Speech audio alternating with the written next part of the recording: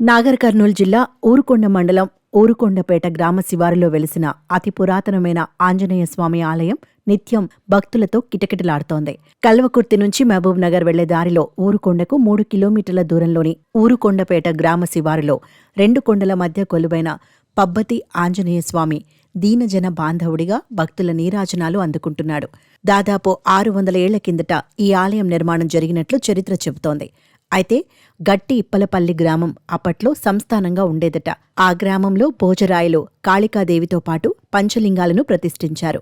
అక్కడే ఆంజనేయస్వామి విగ్రహాన్ని కూడా ప్రతిష్ఠించాలని వెతుకుతూ వచ్చి ఊరుకొండపేటపై శిలను గుర్తించారు. స్వామివారి విగ్రహాన్ని చెక్కి మంచి ముహూర్తం చూసుకుని మూల విగ్రహాన్ని తీసుకుని వెళుతుండగా బండ్లు విరిగిపోయాయట.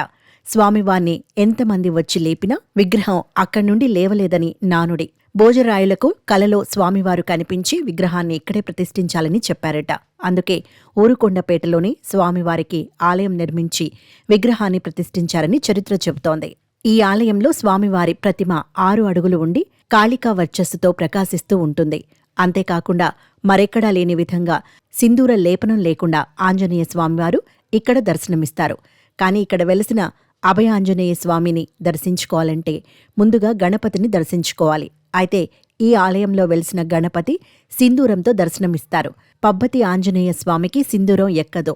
నిత్యం నువ్వుల నూనెతో తైలాభిషేకం చేస్తారు. ఇక శని, మంగళవారం రోజుల్లో వందల సంఖ్యలో సత్యనారాయణ స్వామి వ్రతాలు కూడా జరుగుతుంటాయి. ఆంజనేయ స్వామి దగ్గర నిద్రిస్తే ధూళి, చీడపీడల బాధలు తొలగుతాయని భక్తుల నమ్మకం. ఆంజనేయ స్వామికి ఎక్కడైనా కూడా చెండూర విలేపనం ఉంటుంది. ఇక్కడ ఊరుకొండపేటలో ఆంజనేయ స్వామి వారికి చెండూర విలోపనం లేదు. స్వామివారికి నిత్యం 360 రోజులు తైలాభిషేకము, పంచామృత అభిషేకాలతో నిత్యం అభిషేక కార్యక్రమం ఉంటుంది. ఇక్కడ ప్రాముఖ్యత ఏమిటంటే ఆరోగ్యములు బాగలేని వారికి, తర్వాత సంతానం లేని వారికి, ఉద్యోగం కావాలనుకున్న వారు ఇక్కడికి వచ్చేసి 11 రోజులు, 21 రోజు, 41 రోజు మండలం చేయడం జరుగుతుంది. వారి కోరికలు నెరవేరుతున్నాయి. 365 రోజులు దినంతో ప్రత్యేకత లేకుండా ప్రతిరోజు ఇక్కడ సత్యనారాయణ స్వామి వ్రతాలు నిర్వహించడం జరుగుతుంది. ఇక్కడ మాలాధారణ కార్యక్రమం కూడా మార్చిలో ప్రతి సంవత్సరం మాలాధారణ కార్యక్రమం జరుగుతుంది. ఇక ప్రతి సంవత్సరం జనవరి పుష్యమాసం చివరి శనివారంలో ఆంజనేయ స్వామి బ్రహ్మోత్సవాలు ప్రారంభమై వారం రోజుల పాటు కొనసాగుతాయి.